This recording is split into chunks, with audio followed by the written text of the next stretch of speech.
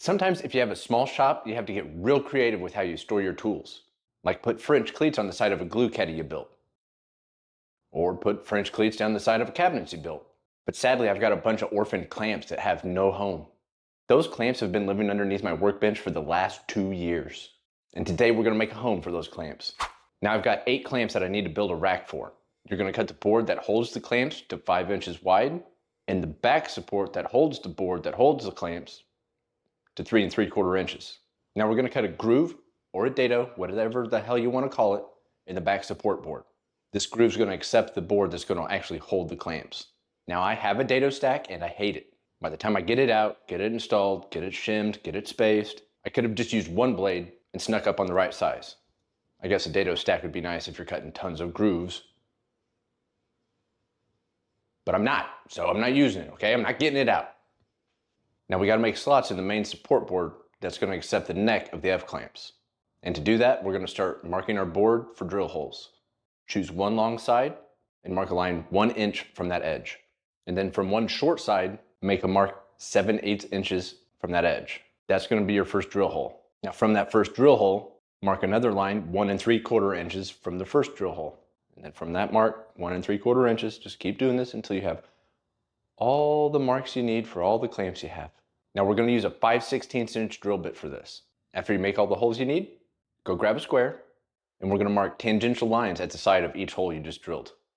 We're gonna use these marks at the table saw to line up the blade. Confession time, I don't have any setup blocks. And the only depth measuring gauge I have came with my router table.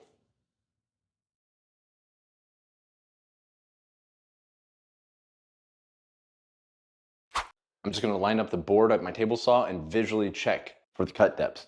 Matches where the 1 inch line meets each circle you met. Making cuts on a vertical board at the table saw can get a little sketchy. So don't think you can just use your stock miter gauge without any extra support. The board's gonna wobble and probably kick back and hurt you. Just go to your scrap wood pile and look for a long flat board. I mean, look at this board. It's got a big Forstner hole in it, a couple other drill holes. It's got a big groove down one edge, but it's flat enough to use.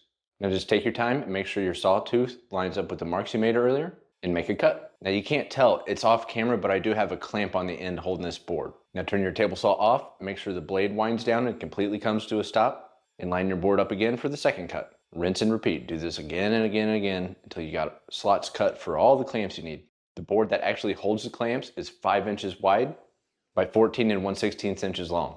Use a stop block and make sure all 3 boards are the same length. It's time for the least stressful part of any project, the glue up.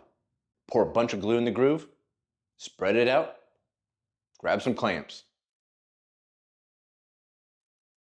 And through the magic of editing, our project is done. Oh wait, no, wait. Clamps can weigh a lot. One clamp doesn't weigh a lot, but a bunch of clamps can weigh a lot. My favorite method for reinforcing joints are dowels. And now I know what you're thinking.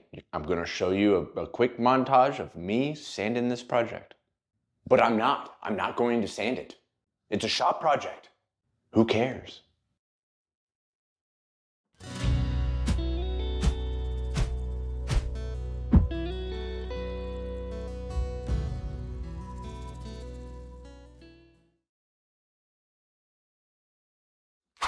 I just showed you how to build a clamp rack. Why are you still sitting there? Get up and do it yourself.